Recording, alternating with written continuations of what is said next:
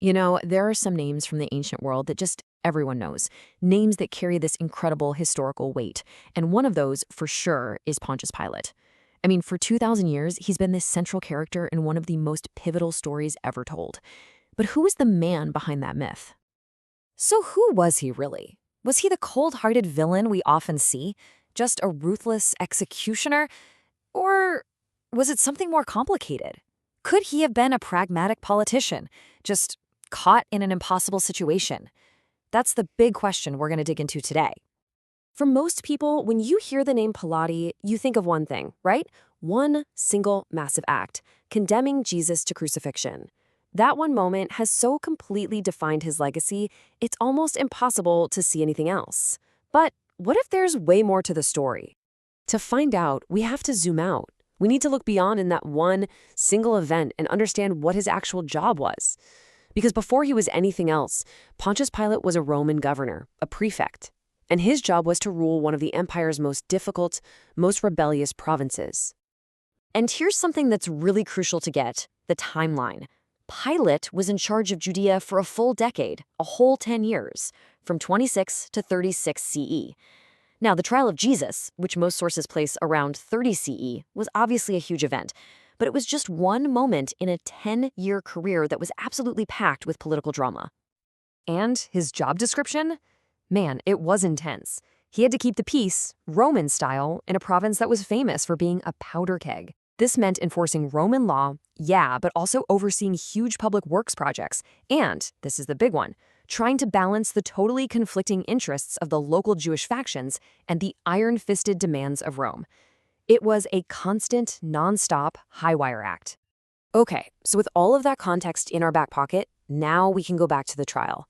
Because when you see it through the eyes of a governor desperately trying to keep things from exploding, you realize it wasn't just a moral dilemma. It was a political crisis just waiting to happen. So let's set the scene. Jesus is arrested. He's dragged before Pilate by the local religious leaders, and the charges are a really dangerous cocktail: blasphemy, which is a religious crime, and sedition, a political crime against Rome. For any Roman governor, sedition, any hint of rebellion, that was the most serious charge you could possibly face.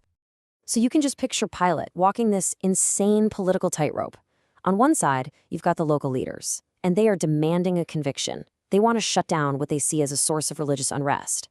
But on the other side, you've got Rome, specifically the Emperor Tiberius, who is known for being absolutely unforgiving. And he demanded one thing above all else: stability. Any riot, any uprising, that would be a disaster for Pilate's career, or maybe even his life. So here's the kicker.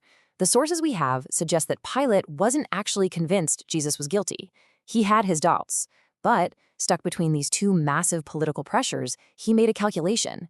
He chose to go ahead with the execution. It looks like it was a pragmatic choice, designed to keep the peace, even if it meant sacrificing one man. For centuries, that was pretty much the whole story. Pilate was either a weak-willed coward or a cruel governor. End of story. But more recently, historians have started to look at the evidence again, and it's leading to this major shift in how we understand him. Scholars, like the historian Shimon Applebaum, are really challenging that old, simple image. They're basically saying that if you just see Pilate as a one-dimensional villain, you're missing the whole point. They're pushing us to see him as a, quote, nuanced and multifaceted individual, someone who is wrestling with the crazy complexities of power and morality in his day. And this brings up a really provocative question, doesn't it? Instead of him being the bad guy who orchestrated this whole thing, could Pilate have actually been a victim of his circumstances? A man who was basically cornered by forces that were much, much bigger than him? Some theories out there push this even further. Was he acting on direct, unbending orders from the Emperor Tiberius? Is it possible his public hesitation was actually a move to try and protect Jesus from his accusers? Or did he see himself as the good guy here, upholding true Roman law against what he saw as petty local squabbles? Now, we don't have the final answers, but just asking these questions shows you how complicated this whole situation really was. So, after all this, where do we land? Well, we're left with a legacy that is so much more complicated and honestly so much more interesting than the simple story we usually get told. And let's be super clear here. The goal of this isn't to let Pilate off the hook or to excuse what happened. The crucifixion was a brutal, horrible reality. No, the point is to move past a simple good guy/bad guy verdict and see him as a real person. A powerful man who was forced to make an awful choice and who had to grapple with the massive moral weight of his own authority. What we're really talking about here is a concept called historical nuance, and it's absolutely key to understanding the past. It's this idea that real people, especially people in power, are almost never just simple heroes or villains. They're complex individuals, totally shaped by the pressures, the beliefs, and the politics of their own time. Which brings us to our final thought.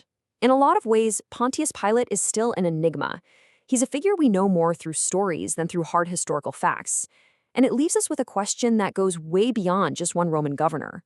When history only gives us a rough sketch, how do we even begin to judge the real person hiding behind it?